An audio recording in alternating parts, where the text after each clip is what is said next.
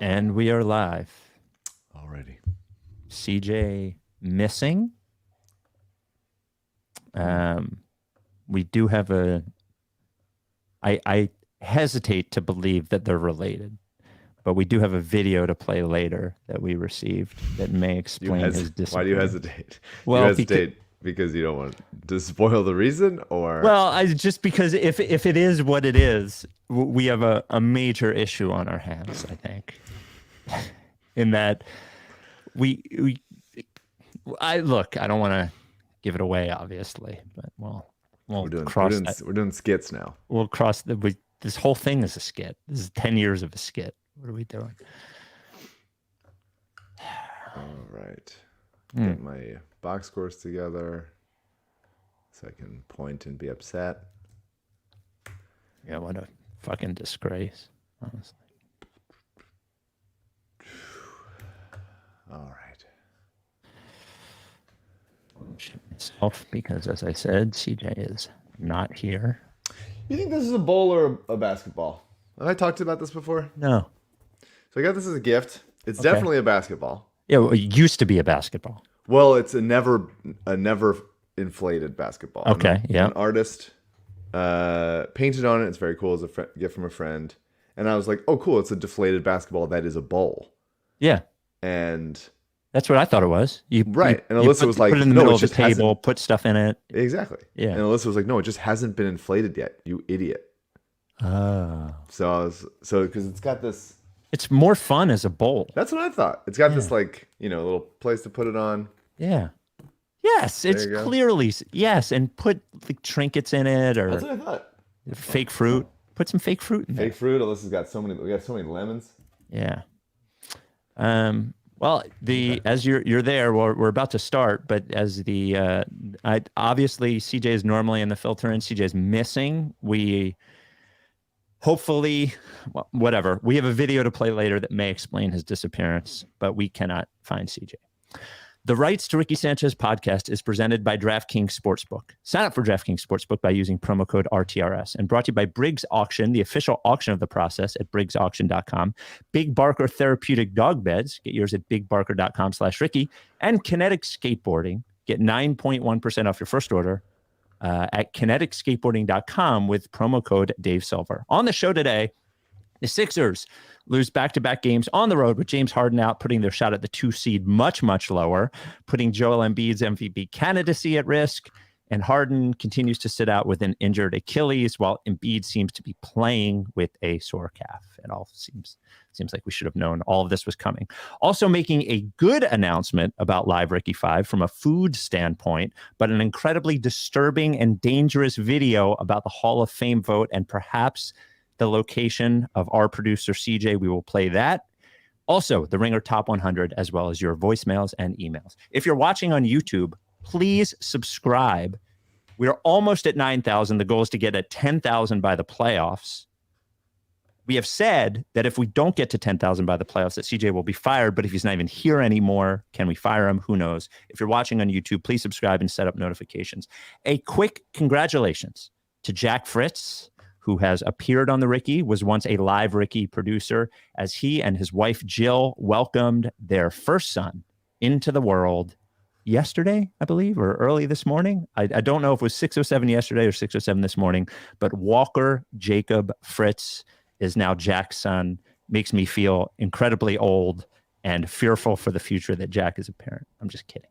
Jack will be a wonderful parent. Jill will be a wonderful parent. Congrats, Jack. And Kinetic Skateboarding. Man, getting into early spring, which is hoodie weather. Sure is. You need hoodies. You go to kineticskateboarding.com. Now, while you're there, you're not only going to find hoodies, you're going to find sneakers you won't find anywhere else, T-shirts for when it gets a little bit warmer, all that kind of shit, man. Cool shorts, of course, skateboards, if that's what you're into. I'm too old for skateboards. Go to kineticskateboarding.com and use promo code Dave Silver for 9.1% off your first order. Where is CJ? Without any further ado, Amos and the chef. Laddie, sweetie, that man is here.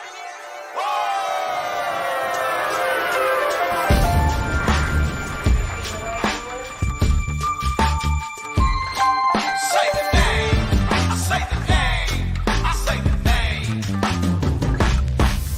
were right, y'all. We were right. Even when it went wrong, we were right. We was right, y'all. We were right. So say the name. Say the name. We were right, y'all. We were right. Even when it went wrong, we were right. We were right, y'all. We were right. So say the name. Say the name. Say the name.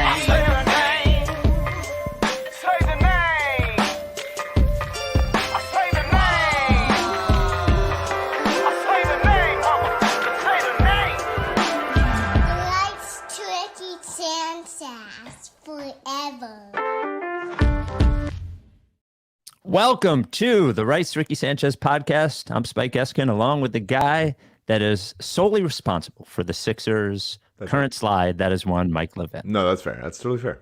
Yeah, that's not even something I'll object to. Yeah, this does feel familiar. Look, it's just let's say that Harden hasn't been playing. Yep. Part of the reason why they look different is because of how good Joel and Harden look together. Mm-hmm. Although their defense is not going to be improved by James Harden. Nope. Famously. Yep. Yeah, it's just frustrating. It's frustrating. I mean, I think they're banged up a little bit. I think Joel's obviously banged up. He didn't seem like he, super wanted to be playing last night, which is funny to say in the game. He had, 28 points on 18 shots. Like that's just like the par for the course. Like even if he has a bad game, it still looks like a very, a good game from him maybe 4 years ago. Would have been nice to win the Warriors game, so they could have just punt the 100%, and they should have. Like that's a game that they should have won. Harden's banged up, McDaniel's banged up, Embiid's banged up. Not a great time to be banged up. To be quite not a great time to be honest banged up, and also the bench shooting a collective like 0 for 1,000 from 3. Yeah, it was a frustrating couple games, but a couple weeks ago it was like they're gonna be the 3 seed, and then they got hot in a tough stretch, and it was like, well, maybe they could be the 2 seed, but they're still gonna be the 3 seed. Is what it is. I mean, truthfully, now when you look at it, it's not. I don't think it's likely to happen, but it seems more likely that they will be the 4 seed than they are the 2 seed. I mean, they're 2 games behind the Celtics in the loss column for the 2 seed. They're 2.5 games up on the Cavs. But you look at this final stretch here, and you look how they've handled the first few games of the final stretch here. Yeah. And it's a tough final stretch. Yeah. And with the you really wonder how they handle this, right? Because we don't know when Harden's coming back, because we don't know how hurt he is. And given how the last few seasons have ended for him from a physical standpoint, you really have to err on the. I know I've been a get the 2 seed guy, but at this point, with it being unlikely, you have to err on the side of caution with Harden for sure. Yeah. But then, so if you have him out for the next few games, then you have Embiid, who clearly wants to win the MVP. I want him to win the MVP. And is there truly their only chance at winning these games?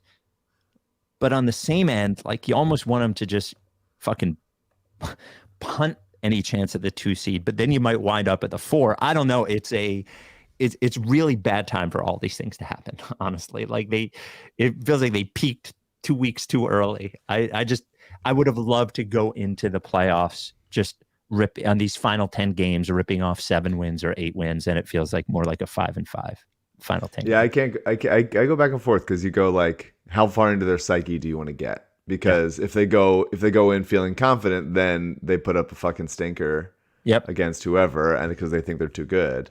I think it's good to get punched in the mouth a couple times, although they could explain it to themselves that that's because Harden's not there and they're banged up a little bit. But the Warriors at Suns was the toughest. Was two of the 4 toughest games in their schedule. The next toughest one is Monday, tomorrow at Denver, which Embiid's obviously going to be up for, and then a week from now against the Bucks at Milwaukee. But everything else, home against Dallas, they beat. Dallas is kind of spiraling, and I think they're going to want revenge for losing that game in Dallas. Home against the Raptors, okay. Home against the Celtics, sure. Miami at home, who's going through it. I think that there's there's obviously they're all tough. Even these are all tough games, but tough. These are tough games, but they're not like the two games that they just lost are the ones that they were probably going to lose, and they should have won one. So to me, frustrating. A reset of why I don't trust this team defensively. Like, it's just the same shit every time. Like, you can't contain dribble penetration. You can't get around screens. You help too much. Then it's a lob behind Embiid. If the wings pinch down to tag the roller, it's wide open threes. The Sixers also force teams into making these tough decisions when as far as like, do you double Embiid? How do you cover him? But it's particularly frustrating for the Sixers because they do it to guys who aren't good. Yeah. They just too often will double off of shooters onto like a mediocre ball handler when Embiid's already back. And it's like, why are you doing this? Why are you doing this to yourself? Why? It's very frustrating, it seems like. And then they miscommunicate and they don't have like a cohesiveness on the defensive end. And then like Maxey goes like this to the guy and like Tobias goes and points and thing. And PJ's like it's everybody's doing the pointing game. And it's just, I just don't see that getting better or guys just straight up ball watch. This is straight up, like, I blamed Harden for it, but it's really all of them. Like, Tobias turns his back and just, like, ball watches, like, allows their guy to back cut or screen for the other guy so it's a wide open look. Like, they're just not, they're not locked in on the defensive end. They almost never are, unless Joel is cleaning up everything and the other team's missing shots. But and then the crazy thing to me, it sucks. The crazy thing to me is Doc's like, okay, we got the Warriors, best shooting team of all time. Let's go to zone. It just didn't. Like, and then a hot shooting Suns team with some of the best shooters of their generation. And it's like, let's also go to zone. But I think what he's trying to do is buy 5 minutes for Embiid. But Embiid's on the court for that. He's on the court for it, but he doesn't, he's not chasing people around the perimeter the way that he normally would be. But it felt like Doc has like two tricks that he's going to play. One of them, and it's his favorite one, is bench fucking Paul. Anything that goes wrong, he might not even be in the game. And he's like, Paul, you're benched. Like, it doesn't matter what's going wrong. If something is going wrong, number one on the list is bench Paul. Put somebody else in. Bench Paul. Go small. Go big. Go anything. Get out of here. Leave the arena. So the Sixers play the Nuggets on Monday night, and we just saw Dwayne Dedmon, what he played, like 14 minutes or something against the Suns. He was in there a lot. He played 9 minutes, was a minus 13. Paul played 6 minutes, was a minus 2. But obviously, you got to bench Paul. That's number one on the list. Do you think who do you think the backup center is on Monday night against the Nuggets? Do you think the first guy is Paul, or do you think it's Dedmon? Have we seen the switch happen? It's possible. We just saw the switch happen, by the way. I'd be really, really pissed if it's Dedmon. I'd be really, really pissed. Yeah. Because like he had, like, Dwayne had a nice block at the rim in this game, but like he's an emergency, like, standard tall guy. Like, he can set screens, he can roll. He's just not going to make anything happen. It's just crazy to me that Doc is so untrusting of Paul. He's so reluctant to like benefit from the good shit that Paul does, that he just blames him for everything. It's really, really frustrating. To me, I know I've said this before, and you know, some people don't listen to every podcast, so congrats to those people hearing this for the first time.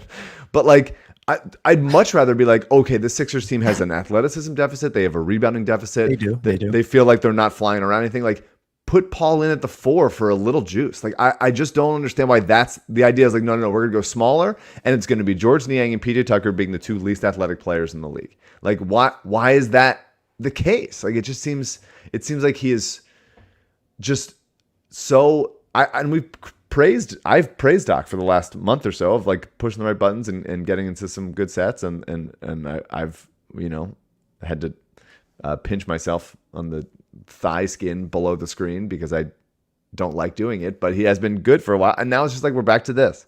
We're back to like benching Paul and like going small pointlessly and like going zone in a matchup where you're going to lose because of it. Like, I don't blame him. I don't blame him for the zone thing. I really don't. You look at. But I don't mind it, but it can't be like that's the solution. Like, I don't mind trying it out, but they did it for most of the game last night, or a lot of it, and it's like we're gonna cut Paul, like there's just his decision making is not, if they struggle to get back on shooters because they're too short or slow or whatever, like zone is not going to help that. Well, I think that the thing that we see defensively, and that there's one thing that people concentrate on too much, and I think that we are probably guilty of it in looking at it. And then there's where the Sixers are deficient, is like one of the things that I think people concentrate too much when they're talking about defense is how people look when they're guarding just one guy. And that is Tobias is like the perfect example of this, is that when you look at Tobias guarding one guy and he does a good job. He's like, if it's him matched up on one person, then he looks fine. Yep. But team defense takes like a mental commitment and fortitude and togetherness that they do not have, and that's where it all starts to fall apart. And it's when physically deficient people, specifically like Niang, are harder to hide because they're not like on a string ever. They're not making up for each other's deficiencies. Because they're not defensive players who can. And I think like the defense is, I mean, it was, I don't think defense was specifically the issue during the Suns game. I thought offensively they just looked fucking dead from the minute that game started, and offensively they were a disaster. Yeah, but except for Maxey, yeah. Except for Maxey, and we'll get to him in a second. But the last 7 minutes of the Warriors game was just like they had no chance on defense. They had no chance. And that's a particularly Warriors thing, because if you go behind the screen, you're going to die. If you switch, then that's a back cut for a layup, which they beat us with a bunch of times. Like, that's a Warriors-y issue when they're hitting shots. Like, it's just really difficult, and that's like a math problem, right? Where they're shooting a ton more threes than the Sixers did, and enough of them went in where it was over, and they still should have won that game in spite of that problem. But yeah, I mean, to me, it's frustrating to go like, okay, yeah, defense is a team defense thing. The Sixers don't have the athletes and length and persistence, relentlessness to like go after everything. But also, they are not on a string. They don't communicate well. They're not like playing together. That's not like a particularly well coached defensive group that they're always locked in. Like, they are both at a mental and physical disadvantage. And it seems like the schemes that they run are wildly dependent on those things not being the case. And they both are the case. So like I would try to switch more. Like think less.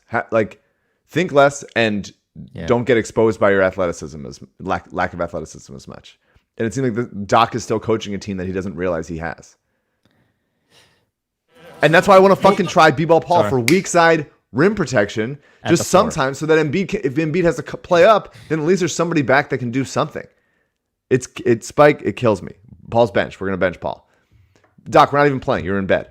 Paul's benched. He's gone. Get him out of here. He does hate Paul. He hates him. He hates him. Hate Paul. We'll get to that later. So we're going to Vegas Mike for two reasons.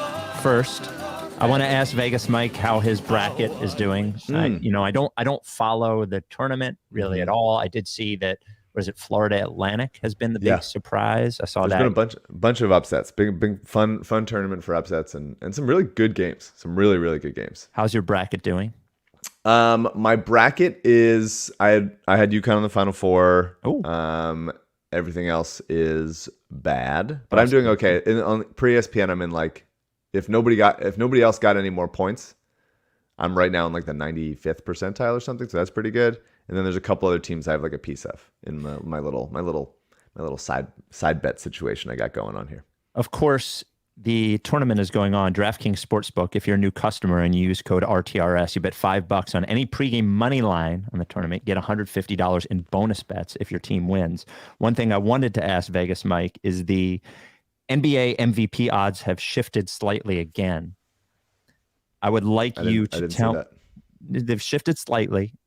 I would like you to guess Embiid's odds and Jokic's odds for regular season MVP per DraftKings Sportsbook. I would guess it's pretty close. I would guess it's like Embiid minus. Let me do both. Embiid minus 140, Jokic plus 170. Very close. Well done, Vegas Mike. Joel Embiid -150 at DraftKings Sportsbook. Jokic +180 Wow. at DraftKings Sportsbook. So remember, DraftKings featuring parlays, odds boosts all tournament long. Check in every day to see what they got going on. Download the app right now. Sign up with code RTRS. Right now, new customers bet $5 on any pregame moneyline bet. Get $150 in bonus bets if your team wins. Only at DraftKings Sportsbook with code RTRS. Minimum age and eligibility restrictions apply. See show notes for details. Before we get back to the game, I will let you know we are missing CJ. We do have a disturbing video that may explain his whereabouts. We will play that a little bit later. Very disturbing video, and not him. We saw in the chat, someone said he was pretty banged up on Instagram Live last night. Wow. So I don't know. I don't know if that's related. Can we talk about Maxey real quick? Sure. Was great as a scorer last night for sure. Really has a lot, and we've mentioned this before, but has a long way to go in terms of a distributor. And I think one of the places you see it is when they try to run pick and roll with him.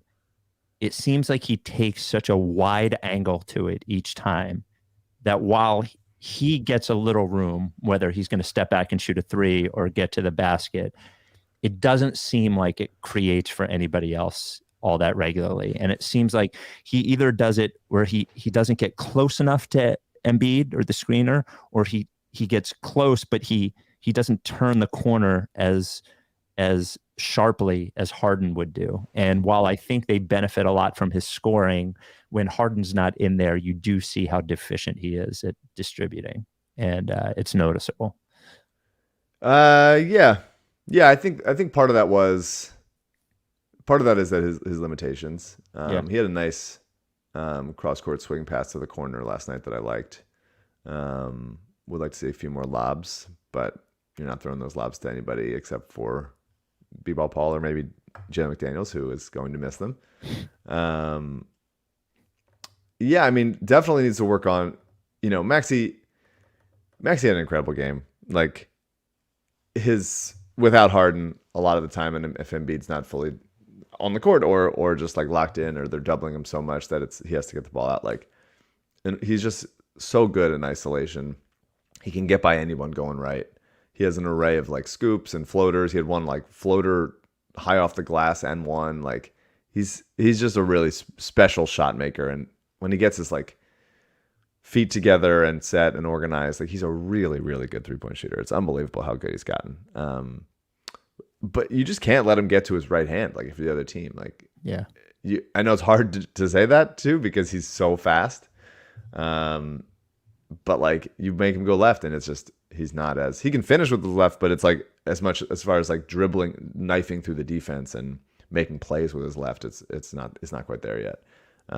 So I think that's part of the pick and roll thing is he's not as comfortable going the other way, and also I do think that they are instilling in him like go score, you're the scorer, like go do it. And I think that sometimes he either takes less good shots, which he can make, obviously, or he's just not as, intentional about finding other guys. So he's so much better than he has any right to be from where they drafted him and for how young he is. And hopefully that other stuff, like, just keeps developing year to year. A couple of nice Tobias games, but I think notable that they happen in games that they lose. It does feel that way. Right? It does really feel that way. He seems like a good shot maker. He gets that 12-footer, 10-footer, he backs the guy down or whatever it is, and you see him make the shots and you're like, oh man, he can do that. But then you realize when he's taking those shots that something's wrong. And he has played well of late. Yeah, he's been more decisive. I don't think it's the reason why they lost. I just think it is notable that he has the better games in the games that they do not win. Yeah, it's unfortunate for him. Like, I don't think that's his fault. I mean, part of it is because he's taking a bigger role because they are missing either Embiid or Maxey or Harden, or sometimes more than one.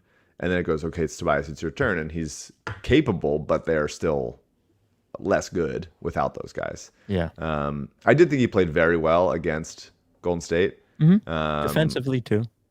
Yeah, I just thought he was really like solid and put together, and making those quick decisions. He took 1 3, which I didn't love. He did make it. It was a 3 like in Draymond's face, which is pretty wild. A lot of dunks off the dribble, and he did have 2 dunks. So this is more important than the seeding. Tobias is currently at 49 dunks on the season. Mm-hmm. His career high is 55 in 82 games the year that the Sixers acquired him. He's got to beat that. Right now, he's already beat it. He beat last year he had 43. The year before that, he had 35. So right now, 49 dunks is good for the career. It's definitely like on the road, but he's got a couple games left, and he's got to get me 7. And the one thing I liked last night was he misses the 3-on-1 possession. The very next possession, the ball gets swung to him in the corner. He doesn't hesitate. He goes up for a 3, and he makes it in the corner. And that was that's the stuff he's just got to keep going about it. And I also want to say I feel like his distribution has been pretty good. He's been moving the ball. He's been driving and kicking. That's as the 4th option generally. That's just nice to see that he still has that in him and can command enough of the defense's attention to where guys can have to help a little bit, and guys can be open so he can kick it out to him. It's nice to see. He's a pretty complete player. People go oh, he's an all-star. I don't think he in any decent team would ever be really an all-star. That one very good first half of the season and stuff, but for the most part, he's just a really solid player who got overpaid, and the Sixers are happy to have him in the current position that he is. Would they like somebody with a little more range, a little less conscience? Sure, but he's a big body. He can get downhill. He can defend a little bit. He can rebound a little bit. He can just do everything pretty good, and hopefully everybody gets healthy so he can fit back into his role and be on this good path he's on.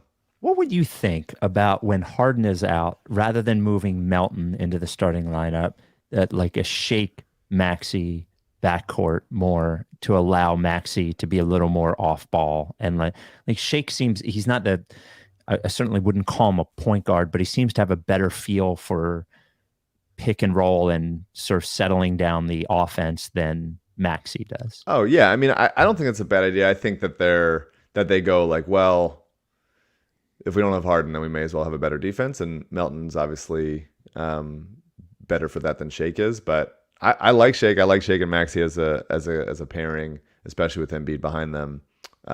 Certainly a better distributor, and plays with his own little pace and stuff, and can find guys, and can also beat some guys off the dribble and stuff. He had a nice driving past Anthony Lamb, I think it was, on Golden State, and finished with the left hand.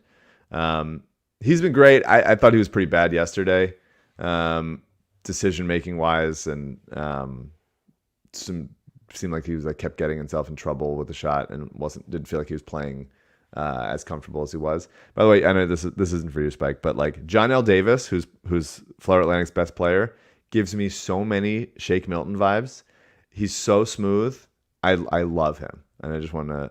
It makes me love Shake more watching John L. and just hope other people are seeing that also, because I think it rules. But yeah, I wouldn't mind that. I wouldn't mind. Hopefully that they don't have to worry about what to do when Harden doesn't play in games that matter, but I definitely wouldn't mind that, especially with then you can put Melton. Melton has to be on the court all the time. Embiid's not on the court, so if it's Melton and B-ball are paired, then it's okay, you have a little bit of solid defense kind of thing. The last thing I had, and we've mentioned this before, it's nothing new, but when George Niang isn't making shots, I want to fucking grab him and say, why are you even fucking out there? What are we doing with you? So I go back and forth about that. I agree. It feels that way for me too, but he still has shooting gravity, which helps your offense. Even if he's not making shots, defense is still running out to him because of his reputation. And so on the one hand, that is helpful, but yeah, man. Oh man. When he's cold, it's rough. He's a rough really watch, man. And between him and PJ just getting roasted off the dribble, point guards get switching onto them and just burning them in the dust. Cameron Payne doing that to them. It was frustrating to watch last night. It felt generally this is who we got. This is who we're hoping on in playoff series. And yes, it hurts worse when the shooters are cold,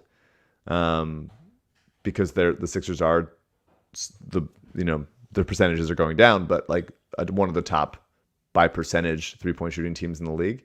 And part of that is because of Harden. If Harden's not here to give them those easy looks, then like everything's a little shorter, everything's a little like in the wrong spot, like that kind of thing. But yeah, it hasn't been a sterling few games for our friend George.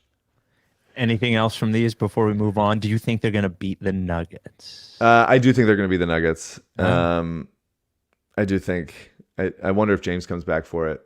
That'll be interesting. But yeah, just as far I'm starting to get worried about the Harden injury. That's fair. I'm getting worried about the Harden injury. Soft tissue injury, bad. His history with his legs the last few years, bad. I'm getting worried. Especially as bad as he looked in that game, the last one he played. I'm getting nervous about the Harden injury. Getting nervous. Yeah. Yeah. I don't know. Nervous. I mean, he didn't look good the game that he played after the injury. He looked very bad in that game. And so it was like, why is he out there? And so then it's been precautionary. But I would guess that he plays, but we'll see. Yeah, it was just also frustrating last night to be like, hey, it's Terrence Ross and TJ Warren, and you're getting absolutely roasted in the mid-range. Just like what a I hope that everyone felt like how embarrassing that was.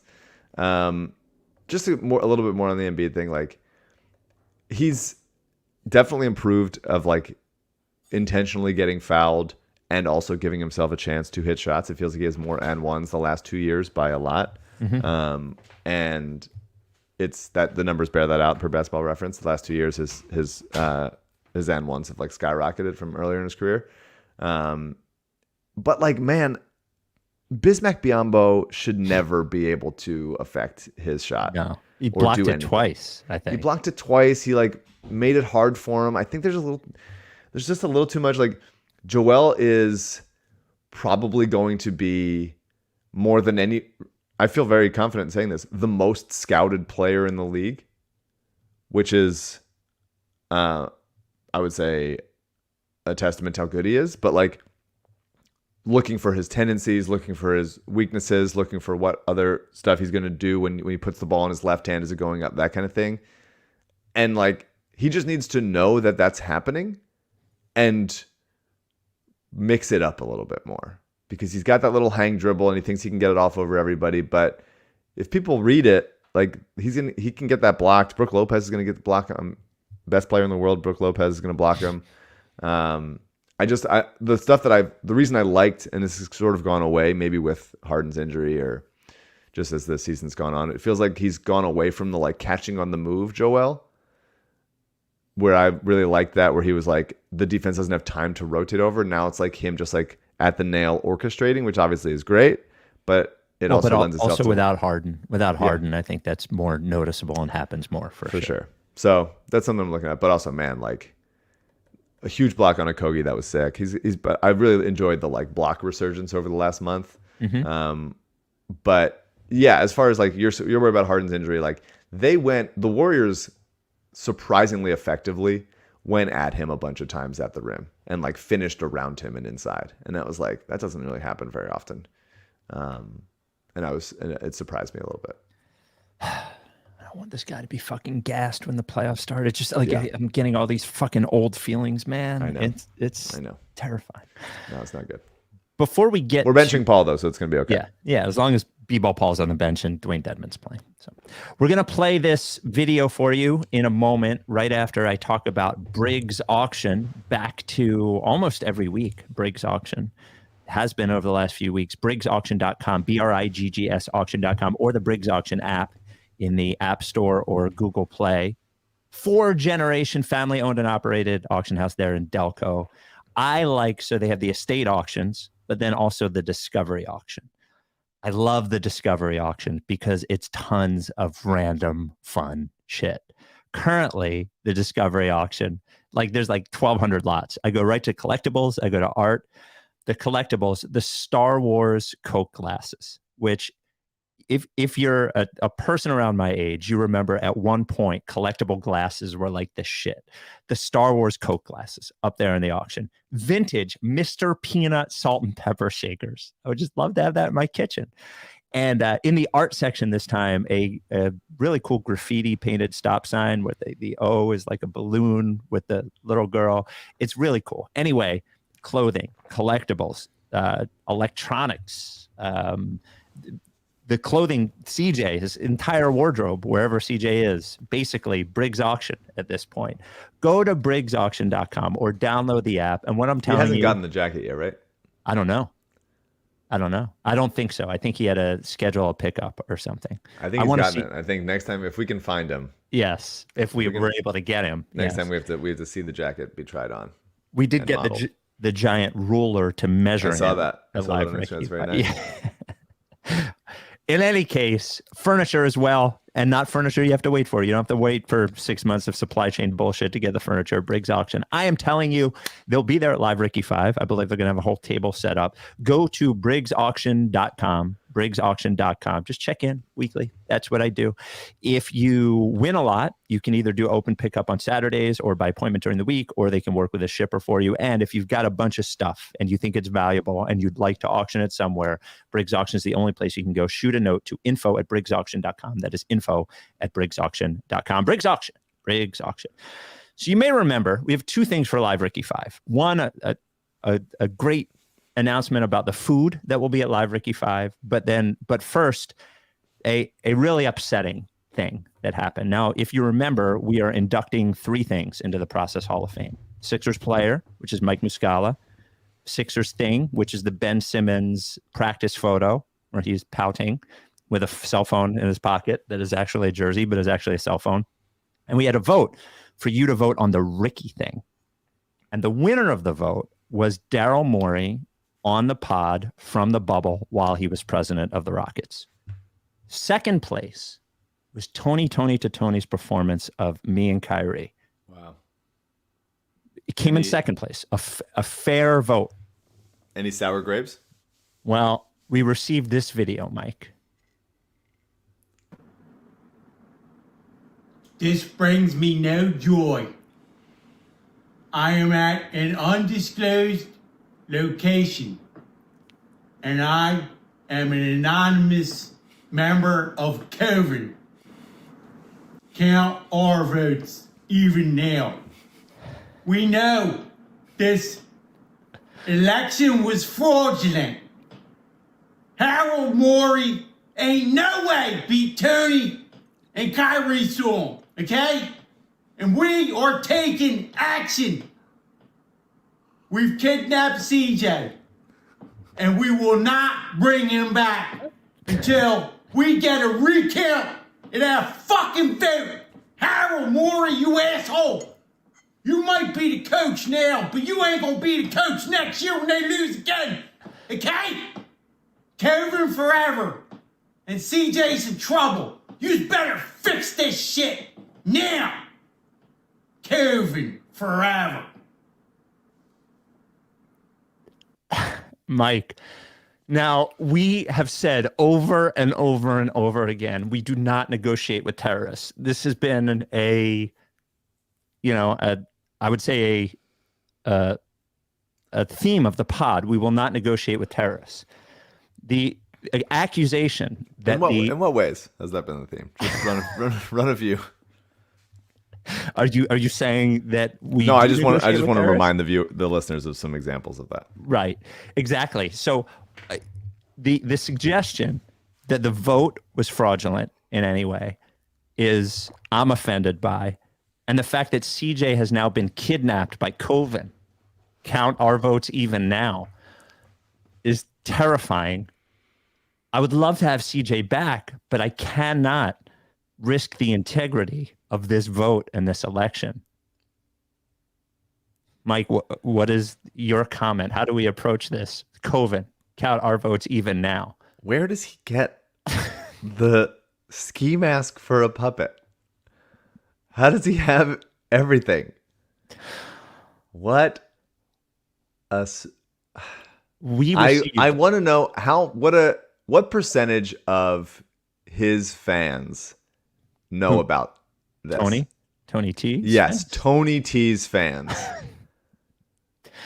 We also received, and we'll put this on social, even though it is disturbing, we did receive a photo of whoever that gentleman is in the video holding a knife, and it said CJ's in trouble again.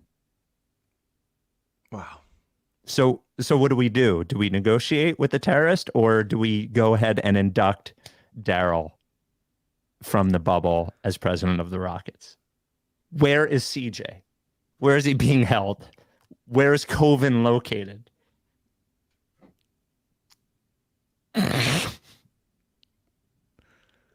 If you're listening to the pod, you need to watch this part. I'm sorry. It is something that you need to watch.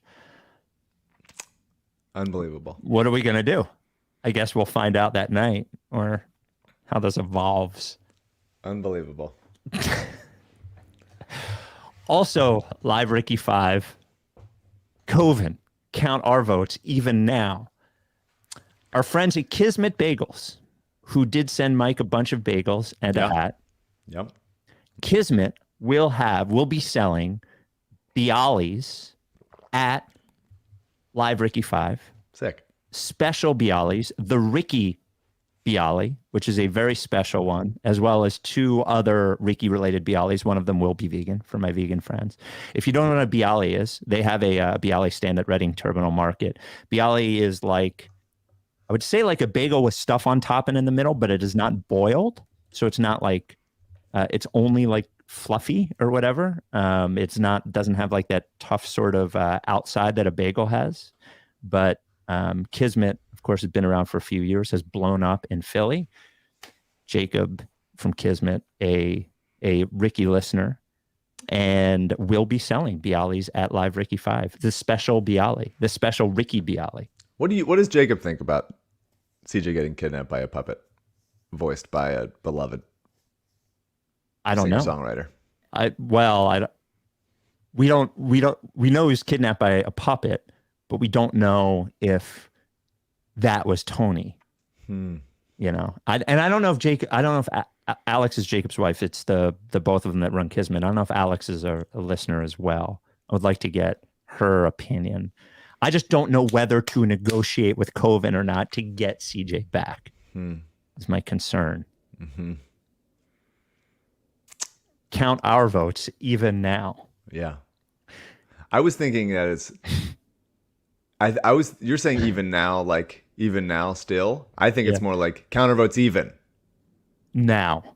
Yeah, like now. Like we demand. I was thinking more that's the intent of that. I'll be honest. I would say we should watch it again to make sure, but I've watched this video so many times and I'm not going to stop watching it. Sure. So I don't need to do it now. Stunning stuff. Yeah. Stunning stuff on a basketball podcast. Tommy makes a good point in the chat. Is CJ soft for getting kidnapped by a puppet? Wow. If CJ was really 6 foot, would he get kidnapped by a puppet? We'll find out. The Spotify question of the pod, which happened on the last pod, I don't know who's going to do it this time, given that CJ is not here, we were talking about NBA players that could lead the 16 seed in the tournament to a championship. NCAA championship. The question was, who is the worst NBA player that could lead a 16 seed to a championship? John says, I'd like to see what Shamet could do. Do you think Landry Shamet could lead a 16 seed to an NCAA tournament? I do, yeah. I do. Desmond Bain, I know you're going to say yes. Jaden Springer's a no. Not at this point. No, just because he's not like, he's only been in the NBA for like a year and a half and he hasn't like, he's not an NBA like player yet. But he could certainly help them win a round. Tony Roten? In the right matchup, like, you know, against Purdue, like Purdue probably doesn't have, I mean, maybe Zach Edey has a cup of coffee in the NBA or has like a Boban type career, but they're not like loaded with NBA prospects. So, yeah. Tony Roten? Right now? Yeah, we haven't seen Tony play in a while. I bet he's the exact same player. Not a chance there's a thing different. So I'm going to say yes to Tony Roten. And this is unrelated, but before we get to the mailbag, the Nets announced that Ben Simmons has an impingement in his lower back, and they are going to try and decide the best course of long-term action moving forward with Ben Simmons' injury. I don't know how the injury happened and that he doesn't play or practice, but it seems like he is injured again. Just going to ask again, Mike, what do you think the chances are that Ben Simmons never suits up again for an NBA game? I mean, certainly not zero. Yeah. It's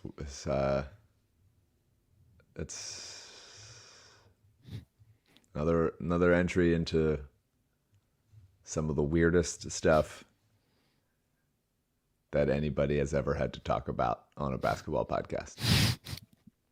And we don't mean the threatening video this time.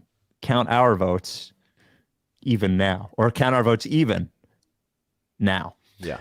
Before we get to the mailbag, writesrickysanchez@gmail.com is where you send us an email, or 833-LICKFACE is where you leave us a voicemail. I want to talk to you about Big Barker therapeutic dog beds. Love Rebels Big Barker. Now, at Live Ricky 5, I have it written down. We're going to have Mutlu perform his Trevelyan Queen hit. I wanted him standing on a Big Barker so we could show just how sturdy it is with a human standing on a Big Barker. The difference between the Big Barker and any other dog bed you get is that the Big Barker is a real mattress. It's a real bed that will support your dog's joints as your dog sleeps on it. Your dog sleeps so fucking much. That's all dogs do all day is fucking sleep, especially at night where he's sleeping, 8-10 hours straight. You got to make sure that the bed your dog is sleeping on is properly supportive for your dog's joints. If your dog is young, you want your dog staying energetic, staying feeling good when your dog wakes up. You don't want your joints all creaky at a young age. If your dog is getting older, as arthritis starts to come in, which does happen for dogs, just like it happens for humans, you want the most supportive mattress you can find to make sure that dog is as springy as it can be for as long as it can be. Go to bigbarker.com/Ricky. bigbarker.com/Ricky. You get a Big Barker dog bed with processed pup patches, 2 processed pup patches for absolutely nothing. So you can induct your dog into the processed pup gallery right there at rightsrickysanchez.com. They took steps early on in Big Barker's evolution to make sure that the mattress was right. Make sure it's right. Make sure it's different than everything else on the market. Make sure it's going to last long, a 10-year warranty. But most of all, make sure that dogs are going to be healthier when they're sleeping on it. Penn Vet study shows that happens. I mentioned a 10-year warranty. 10 years. The foam doesn't flatten or they replace it for free. A 1-year at-home trial. If you don't like it, if your dog doesn't like it, they'll give you a full refund. They'll even pay for the shipping. It's handmade in the USA. Big Barker dog beds. Right. All right. writesrickysanchez@gmail.com is the email address. This comes from Adam. Do you know if George Niang is contractually prohibited from lifting weights? I don't understand how a guy who plays basketball for a living can have zero muscle definition above the knee. Anyway, keep up the good work. I bet if you saw George as a guy just walking down the street, I mean, he also is 6'7". Mm-hmm. I bet there's more than it looks. It's an interesting shape for a basketball court, a professional basketball court. But I bet in a regular situation, basketball player, he's not a court. I'm saying on a basketball on the court. Okay, yeah. Okay, got it. But in regular life, you'd be like, oh, that's a very physically fit man. But he does have one of the more unique shapes in the league for sure. 833-LICKFACE is where you leave a voicemail. That is 833-LICKFACE. Hey, it's Dano, freemusicempire.com. I am here. I'm just thinking, and this is the best team we've had throughout this process era, but this is a team that has Shakespearean tragedy characteristics. And these are things that I feel like problems we're seeing now that will kill us later on. And I'm just focused on Maxey dying on screens so hard. That's got to kill us in the playoffs. That's got to come back at us in the playoffs. What do you guys think are characteristics that you're worried about foreshadowing moving forward? Have a great time. Thank you for what you do. Spike, wash your hair whenever you want. I don't care. All right. I did check that website he plugged. There's nothing questionable on it. It's just some Patreon. That's so funny. That's like a kind of guy I haven't heard in a while. Yeah, the regular guy. No, yeah, that guy. I don't know that guy. Just okay. like the tone and voice and everything was like I've definitely like that's a guy that that I felt like I heard a lot in my youth and just haven't in a while. I was like, oh, that type of guy. Yeah, for sure. The Sixers do have Shakespearean tragedy written. Oh yeah, and have for years. Yeah, have for years. Yep. There's so much that I'm concerned about. Embiid's weird passing hands, throwing a pass into the crowd at like an opportune moment. Obviously, they're gonna miss they're gonna not be able to get a rebound. PJ Tucker being so good at like getting offensive rebounds when he can like get ahead full steam, but like simply unable to get a defensive rebound because he can't jump anymore. Yeah. Niang also obviously can't jump. That definitely like backbreaking offensive rebounds for the other team is going to happen. Like a PJ Tucker moving screen is going to happen. Tobias pump faking nobody from three. There's going to be 3 or 4 possessions where Harden and Maxey like look at each other as the other team like goes the other way after a turnover, like all that stuff. We've seen it all. We know what's going to happen. Yeah, you're crazy if you think it's anything different. The only fun part is thinking for a moment that it might be different just to get yourself through it, knowing that it'll make it more painful in the end. And I think it could. I guess the like there it is. That's the negative part for sure. Yeah. But like Embiid is better than he's ever been, and that is important. We didn't even talk about the fact that Embiid put up 46, 9, and 8. Yep. On 19 of 22 from the line in the Warriors game, and Draymond saying he's the toughest cover in the league, like. That's crazy. Jokingly, by the way. Yeah, but he means it. Yeah. I mean, he roasted. There was a time when Draymond was like, okay, Steve Kerr puts Draymond in. They're going to go small. They're going to do the Warriors thing. And Embiid just like puts him in the basket. It was absolute destruction. And it's so cool to see Embiid do that. Cause like, I love the mid range. I love the step back. I love pick and pop. He can do it all. But like once in a while, like I just want him to fucking give somebody a wedgie and shove them into the basket backboard, like upside down. Like I want to feel that. I want to see that. And to do it to Draymond Green was pretty cool. I'm sorry. I was just gonna say the optimistic thing is Joel is good. Is Harden is playing prior to the injury? We'll see. Like exceptional basketball for his age. Like he's still in performing at a high level. Maxey is the most capable like isolation scorer this team's had. They have a ton of good shooters. Like if all that comes together, I mean, PJ has proven it in the playoffs time and again. Tobias being your 4th option offensively is better than most teams in the league.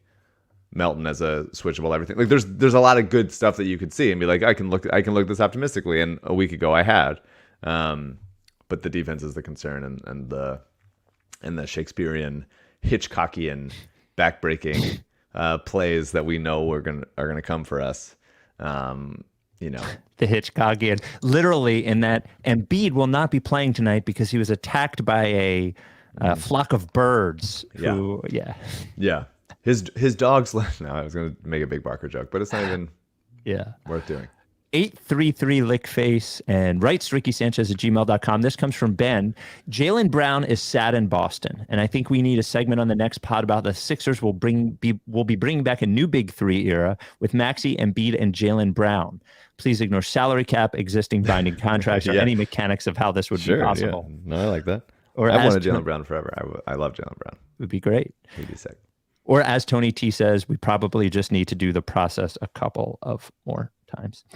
833 Lickface. How about this one? If I have to hear another national reporter whine about the NBA and MVP discourse, I think I'm going to fucking shit my pants. They're all like, it's so toxic. It's such a bad discourse on the internet. But if they considered that maybe, just maybe, them posting articles and recording podcasts every week of the fucking season is going to get people arguing and talking about it on Twitter. And they're the ones that benefit from this. They benefit. They have monetized platforms. So every click and download makes them money. Now they have the nerve to whine about it and blame all of us. Give us a fucking break. Sanctimonious buttheads. But not you guys. Love you guys. Love the pod. What's your favorite cereal? They are sanctimonious buttheads for sure. And it's just, do we have to put down the other one? Yeah, this like without that. Everybody saying the same exact opinion, like it's the first time anyone said it, will always trigger me in a way of just like being like, you fucking shut the fuck up. Actually, like we can say nice things without being mean about the other guy. It's like, okay, to make a point, you can't just say Embiid's really good. See ya. All right. Yeah. Like you have to you're trying to convey to people why he should be the MVP over Jokic or whoever. And so when you do that, you have to talk about the deficiencies of the other player, as like people talk about Embiid and get to say availability 45 times. Yes. And it's amazing how all of it has all of a sudden become toxic when Embiid, when Jokic is no longer the favorite. Yeah. It's like, we shouldn't even have this argument anymore. I don't even believe in the MVP. It also is interesting because people go like, it's actually really cool and very funny and a little bit like fucked up that Jokic doesn't even care or say anything or like, that's awesome. And it's like, when did I do agree that part of that is funny, and him just being like very aloof is a funny character trait. But as like a basketball culture, we've humped Michael Jordan's like intensity for so long. The idea that Embiid wouldn't want to be the best player in the league. Who doesn't want to win MVP? Who doesn't want to win MVP? It's very bizarre. Yeah. Why is it? And by the way, it's looked at like it's negative for Embiid. Oh, he really played Jokic hard because he like wanted it. And it's like, okay.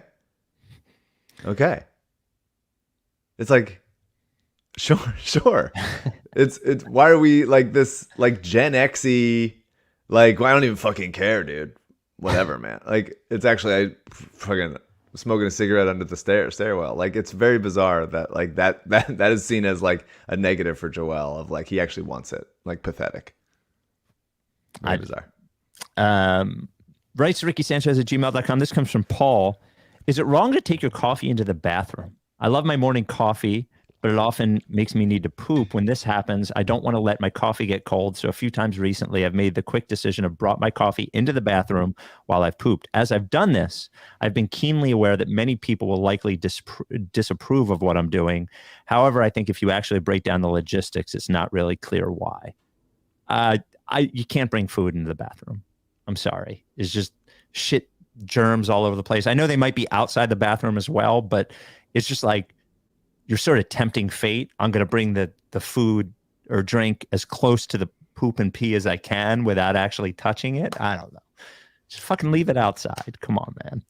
Yeah, I hear that. No? Do whatever you got to do, man. If you want to drink your coffee on the toilet, fucking drink your coffee on the toilet. Kick ass. Well, you do whatever you want. If you're going to ask me, though, whether it's appropriate, do I even bring my bag in? Before I leave work every day, I have a couple of bags because I bring a gym bag in. I go and I pee because I could be in my car for a very long time. And I always leave my bags outside of the bathroom before I go in. I don't know. It's just like, that's where pee and poop germs are the strongest, I would assume, in a bathroom. Yeah. I've done some weird shit. Sometimes you're just like, what? If I could sort of analytically look at what I'm doing right now, I could see that it's not a good idea, but I'm in the middle of doing it. And I don't even have a specific that I'm thinking about right now because it happens all the time. But it's like I'm already in the middle of it, so I guess this is just what it is. 833 Lickface is the voicemail. 2 more, and then we're out of here. Hey guys, first time, long time. Basketball question. What is your ideal playoff run? Meaning, what path to a championship would be the most fun? What teams would you want to play? What players would have moments when in each series? Generally, what's the most fun way to win a title? Non-basketball question. Who's on your Eagles Mount Rushmore? Mine would be Dawkins, Kelsey, McNabb, and Foles. Obviously, Foles is shorter run here, but brought us a title. I feel like he has to be on there. And then lastly, feel free to cut me off if I'm going over my time, but quick Ricky adjacent story. Years ago, I was randomly in a Liberty Ballers fantasy basketball league. It was an auction draft. And late in the draft, I nominated Hollis Thompson, who had zero business on a roster, but just wanted to see what Mike would do. No hesitation, he grabbed him for $2. It was amazing commitment to the bit by Mike, even though he definitely cut him right after the draft. And I'll never forget that. Mike is really about that 40% life. So take care, guys. Love them. That's right. Look, I think the best Sixers playoff run is conquering every demon. I think it would be beating. There's a lot of demons to conquer. So who you picking? So I would say beating the Heat. You would say beating the Heat, beating Jimmy over beating the Hawks. In round one, yeah. I think beating Jimmy, because I do have the terrifying feeling that Jimmy might take that makes everybody mad, that Jimmy would not allow his team to lose to the Sixers in the playoffs, which we might get tested in the first round. So it's interesting that you would say that. Yes, I know, but I believe it. Yeah, it's scary. He's definitely like a little bit of a monster. Yeah, and you're like, he could just decide. Yeah, and he fucking hates the Sixers. He just does. And people are like, well, why would he? He does. He's going to want to. That's why he's going to scream Tobias Harris over me forever. Yeah. So I think it would be Heat, Celtics, Bucks, Nuggets. I think that would be the most glory would be beating Giannis, beating the Celtics, beating Jimmy, and then beating Jokic for all of it. Yeah, that's not necessarily wrong. I mean, they've already beaten the Raptors, so that's not a big one anymore. Jimmy, they've beaten the Heat before. It was obviously before Jimmy, so it's a little bit like it feels a little. I don't know. I just don't want fucking the Miami thing. I don't want to go down there and like see them go down there and see that fucking shitty arena. I might say the Hawks, just to like get that a more recent monkey off their back type of thing. And then I think the Celtics. I think the Bucks, the Sixers haven't had the Celtics are like the one, obviously. Mm-hmm. But I would love we just haven't played the Bucks in the playoffs yet. So we have the Giannis ladder thing, which I'm excited about if that becomes a playoff storyline. And then I guess. Yeah, I mean, the Nuggets, I guess, would be an Embiid centric thing, but that's pretty much it. You could make the case for the Warriors being the most like we're gonna do it, like we're gonna dethrone these guys. You can make a case for the Suns in like a Kevin Durant, James Harden type of way, and I feel like Chris Paul and Embiid would get into it pretty good. And then the Clippers, if you want to say like a Doc Ty Lue situation. But as far as like who would perform at each level, like I would kind of just want Embiid. I just want to just Embiid averaging 50 in the playoffs. Yeah. I wouldn't mind like a couple James Harden games where he like gets to the basket, like beats guys off the dribble kind of thing. Maybe a game winner or two. And I obviously want a B-ball Paul game. Obviously. Yeah. I obviously want a B-ball Paul game. Borderline, like I would like the Sixers to be up 3-1. Embiid has like bad duties, doesn't play, and it's like, okay, the Sixers are going to punt this game, but B-ball Paul plays too well, and they win without Embiid. That would be fun. As far as Eagles, Mount Rushmore, I think McNabb is the best quarterback they've had, but I would not put him on the Eagles Mount Rushmore. I would have Reggie White, Brian Dawkins. I do love the selection of Kelsey, and I think it's gotta be Kelsey, yeah, and I would have Foles on there. You put Foles on there. Yeah, I mean, like, it's not even just the Super Bowl, which is enough, but like he also has all these weird other Eagles moments, like the 27-2 and the fucking even the beating the Bears the next year, and I don't know. He is such a mythical figure. It's like if Jeremy Lin won the NBA championship one year is like what Nick Foles is. Yeah. And I would put Foles over there. He's obviously not better than Donovan McNabb, but no, of course not. But he's more representative of the history of the team. I think that's fair. So it'd be definitely Dawkins, definitely Kelsey. I think this is also like at least for our lifetime. Yeah, I mean, I didn't watch Chuck Bednarik or anything. Exactly, yeah. I would say Reggie White. I would agree on that. And if I just to go separate from Foles, like I want to pick like Brandon Graham. Yeah, Brandon Graham would be fun. Yeah, and gives it a little bit more continuity because he's been here for that long. And I mean, Fletcher, same thing. He's just a good player. He's not a great player. Yeah, for sure. But something about being a lifetime Eagle. Yeah, is pretty good. Yep. I don't know. I have a soft spot for really all four of those cornerbacks that the Eagles had for a long time. Like Troy Vincent. I was more Troy Vincent, Bobby Taylor, Lito Shepherd, Sheldon Brown. Like those are those are like my corners. But it's picking any one of them would be wrong. Yeah. But if you could sort of like fuse them together in one guy, but Foles is probably right, or Brandon Graham for longevity, or Fletcher Cox is definitely a better player than Brandon Graham career wise, but there seems to be just because Graham made the play against Brady, there seems to be more affinity for a little more love for Brandon Graham. So maybe I would say that because it's not fair. You just want his face on a mountain. Put his face on a mountain. We will skip out on the final voicemail because we can hold it for next time. So, again, we will decide whether we're going to negotiate with Coven for the return of CJ, assuming that's where CJ is. Oh, my God. Count our votes even now. Or count our votes even now. Yeah. That's it. We will talk to you. And look, I would love to do a pod on Monday night after the fucking Nuggets, but there's simply no way I'm doing a podcast at midnight for a regular season game. So let's hope they win. Our next and just really, everybody watch out because the discourse is going to be scary. We don't look. Can we just say one is good without saying the other one is bad? I mean, if they could both just win at the same time and Jokic could get his third and Embiid can get his half of one. The discourse. The discourse is so scary. The discourse, and the only thing that's scarier than the discourse, you guessed it, the aggregators.